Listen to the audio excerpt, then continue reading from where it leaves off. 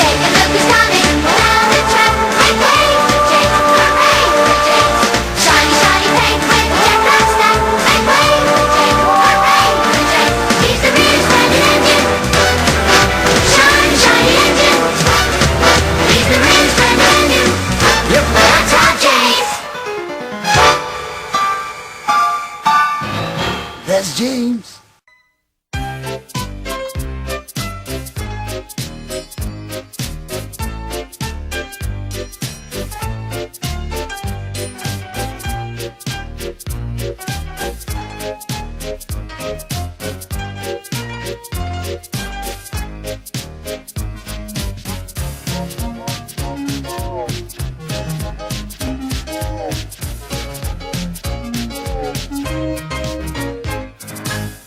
At night, when the other engines are tucked away in their sheds, you can still hear the faraway call of an engine's whistle and the clickety-clack of train wheels turning. This is the sound of the post train. One train is pulled by Thomas and the other by Percy, as the loads are too heavy for one engine to do the work alone. The post is loaded into trucks at both the harbours, and the engines pull their trains through the silent stations, delivering their precious loads.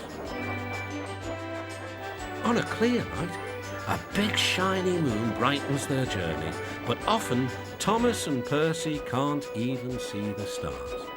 But whatever the weather, lamps along the track always light their way.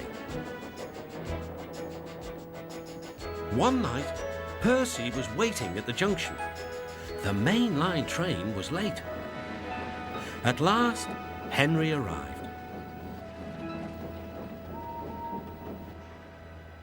"Sorry," he puffed.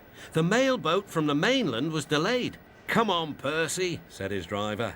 "Let's make up for lost time." Percy puffed along as quickly as he could, but the sun was already rising as he finished his work. "Never mind," thought Percy. "It's nice to be up and about when it's the start of a new day and there's no one else around." Percy was not alone for long. "Bother," said Percy. "It's that dizzy thing, Harold." "Good morning," whirred Harold. "I always said railways were out of date, but you're so slow with the post, you should give everyone their stamps back. Post haste." Percy was too tired to explain.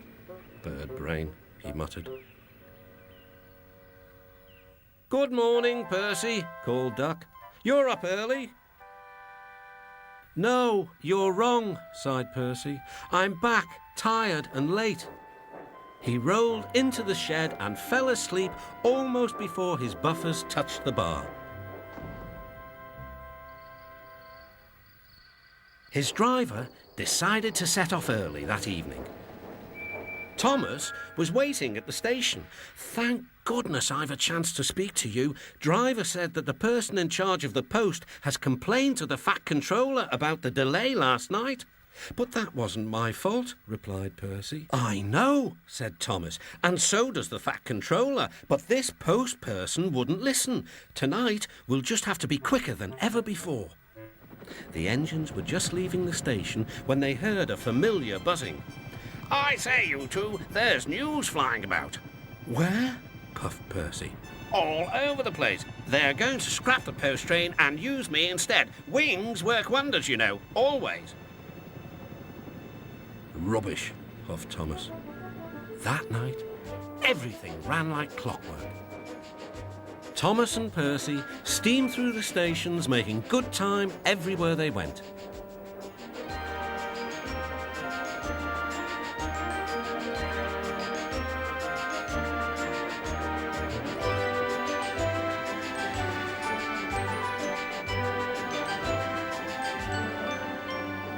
At a station, Thomas noticed a man looking cold and worried.